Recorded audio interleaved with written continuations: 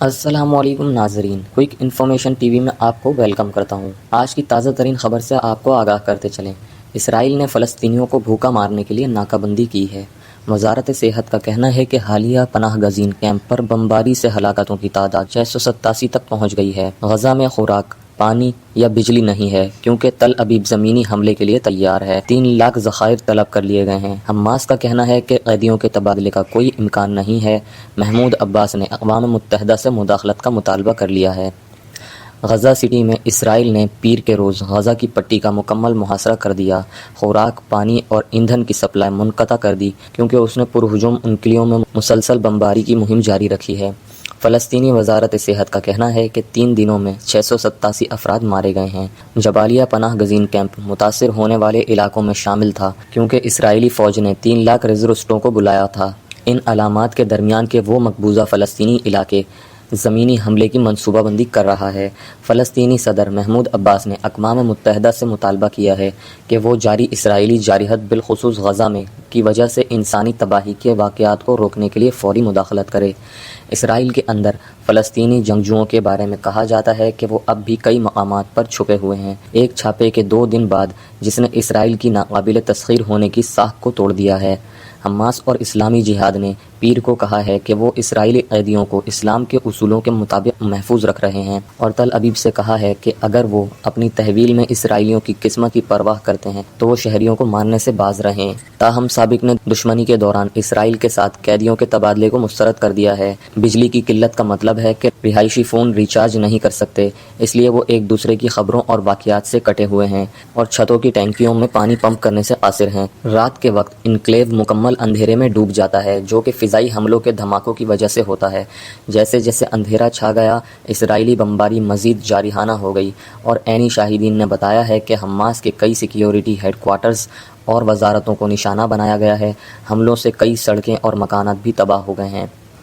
Human rights watch کے اسرائیلی اور فلسطین کے ڈائریکٹر عمر شاکر نے ایک بیان میں کہا ہے کہ مقبوضہ علاقے میں آبادی کو خوراک اور بجلی سے محروم کرنا اجتماعی سزا ہے جو ایک جنگی جرم ہے۔ اسرائیل نے نجی فلسطینی ٹیلی کمیونیکیشن کمپنی کے ہیڈ کوارٹر پر بھی بمباری کی جس سے لینڈ فون، انٹرنیٹ اور موبائل فون سروسز متاثر ہوئیں۔ اسرائیلی فضائی حملے کے دوران غزہ شہر کے آسمان پر دھوئیں کے بادل اٹھ رہے ہیں۔ AFP جیسے ہی بارش ہوئی، دھماکوں اور بجلی نے آسمان کو روشن کر دیا اور گرج چمک کے ساتھ بم دھماکوں کی آوازیں ملیں۔ مرکزی دھارے کے فلسطینی گروپوں کا کہنا ہے کہ تشدد کی پیش گوئی کی جا سکتی ہے۔ امن عمل تقریباً 1/2 سے منجمد ہے اور انتہائی دائیں بازو کے اسرائیلی رہنما فلسطینی سرزمین کو ہمیشہ کے لیے ضم کرنے کی بات کر رہے ہیں۔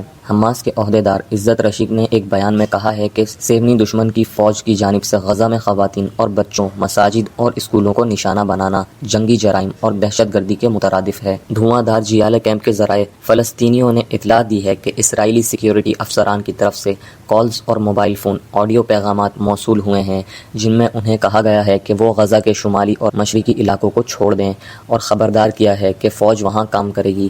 اسرائیل کی مسلسل بمباری کے دوران 1,30,000 سے زیادہ فلسطینی اپنے گھر بار چھوڑ چکے ہیں اور سامان ذخیرہ کر رہے ہیں۔ خبر رساں ادارے روئٹرز کے ذریعے حاصل کردہ فوٹیج میں درجنوں افراد کو زندہ بچ جانے والوں کی تلاش میں منہدم عمارتوں پر چڑھتے ہوئے دیکھا گیا ہے جس کے اثرات سے ہوا اب بھی گرد آلود ہے۔ ہنگامی ٹیموں نے آگ لگنے والی کاروں کو باہر نکالتے ہی سائرن بجے۔ رہائشیوں اور طبی ماہرین کے مطابق فضائی حملوں نے سڑکوں کو نقصان پہنچایا اور بند کر دیا ہے جس سے ایمبولینس اور امدادی گاڑیوں کا بم کی جگہ تک پہنچنا مشکل ہو گیا ہے۔ شہری دفاع کے حکام نے کہا ہے کہ وہ اتنی زیادہ بموں کی جگہوں کا مقابلہ نہیں کر سکے اور انہوں نے غیر ملکی امدادی ٹیموں سے کہا ہے کہ وہ ملبے تلے پھنسے بچ جانے والوں کو بچانے میں مدد کریں۔ ہمیں کہاں جانا ہے؟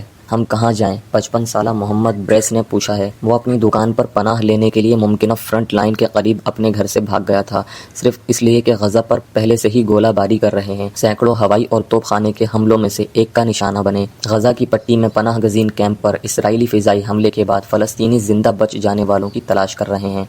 AFP کی رپورٹ کے مطابق گنجان آباد انکلیو کے 2.3 ملین باشندے اس سے پہلے بھی بار بار جنگ اور فضائی حملوں کا سامنا کر چکے ہیں۔ وہ اس سے بدتر ہونے کی توقع کرتے ہیں۔ اس کے بارے میں زیادہ سوچنے کی ضرورت نہیں ہے۔ اسرائیل کو اپنی تاریخ کا سب سے بڑا نقصان اٹھانا پڑا ہے، لہٰذا آپ تصور کر سکتے ہیں کہ وہ کیا کرنے جا رہے ہیں۔ غزہ کی اسرائیل کے ساتھ شمال اور مشرق سرحد پر بیت حنون کے ایک رہائشی نے کہا ہے، میں اپنے خاندان کو طلوع آفتاب کے وقت باہر لے گیا اور درجنوں دوسرے خاندانوں نے بھی ایسا ہی کیا۔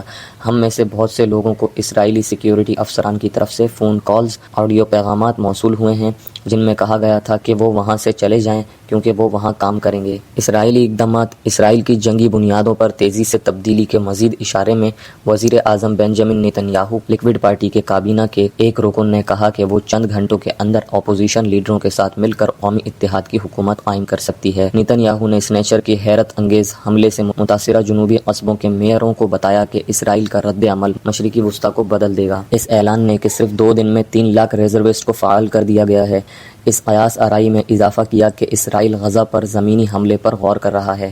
یہ علاقہ اس نے تقریباً 2 دہائیاں قبل ترک کر دیا تھا۔ چیف ملٹری ترجمان ریئر ایڈمرل ڈینیل ہگاری نے کہا ہے کہ ہم نے اتنے بڑے پیمانے پر کبھی بھی اتنے زیادہ ریزروسٹ تیار نہیں کیے ہیں، ہم جارحانہ انداز میں جا رہے ہیں۔ وزیر دفاع گیلنٹ نے کہا ہے کہ غزہ کی پٹی جو قیمت ادا کرے گی وہ بہت بھاری ہوگی، جو نسلوں کے لیے حقیقت بدل دے گی۔